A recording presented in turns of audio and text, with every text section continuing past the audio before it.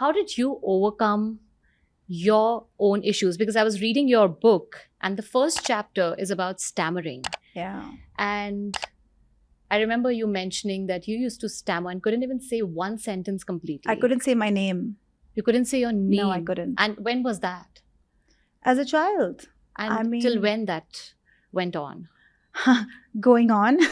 Going I on. still find myself stammering when I am anxious or I'm very overwhelmed, when I'm extremely hurt or I'm angry. It's a part of me now, and I'm inclusive of it. I'm not at all ashamed of my stammer. But it was difficult when I couldn't say my name, because that's the most basic. I have gone hungry during snack time in school because I couldn't buy my bread. And then I would go to the school bus and they would say, here, come, sis. Oh my God. So that was very hard for me. So I lied to my parents and took the public bus home. And I would use my snack money to take the BEST bus home. And that's where this man, I talk about him in my book, I've called him the monster, started stalking me, and then he sexually abused me for a few years. So it's been a journey. But I think in spite of doing so much of speech therapy and meeting a lot of people who took me through this process, I found my strength in faith. This man had come down, and it was a poor NGO that was helping stammerers. And he just told me one thing.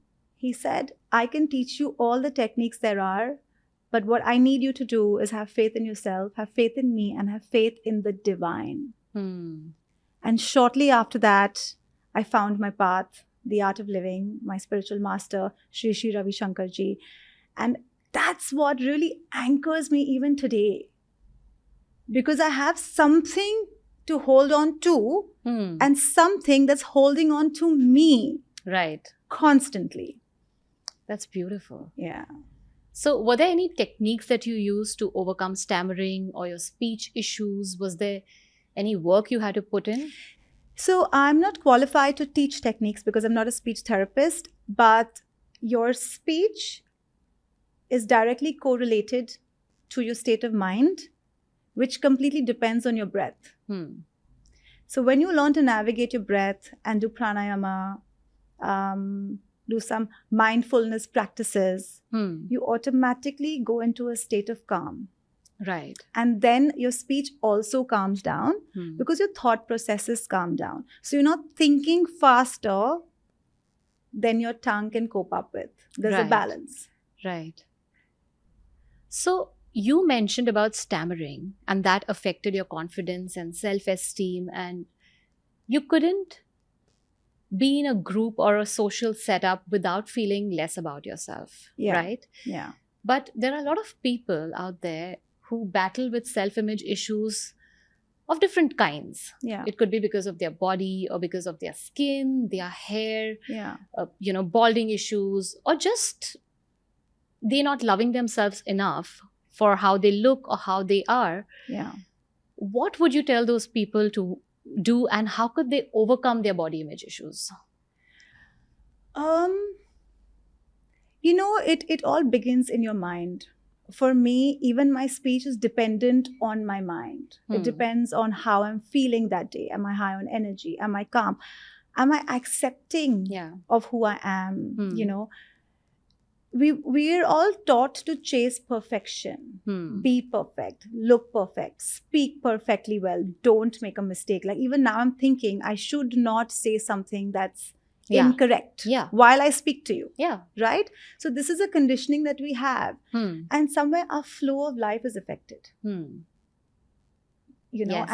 that's where we start spiraling down this bottomless pit of perfection. And believe you me, it has no end. It's a black hole. There is no perfection, right? Nothing is perfect. Nothing is perfect. But that's the beauty of life. So is our heartbeat. Up, down, up, down, up, down, up, down. It can't be balanced because then you're dead. Right? Yes.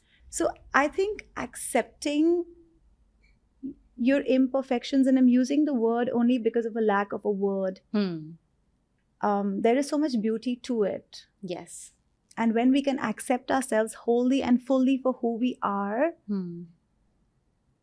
I believe that's being perfect. Right. You know, so of course, if you are obese, go on that diet. Yeah. If you have a pimple, go to the dermatologist. Yes. You know. No, and also work on this gut.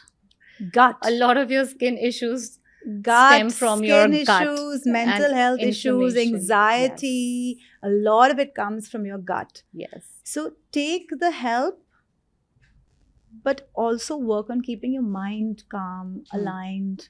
You know, do the breath work, have faith in yourself, faith in the divine.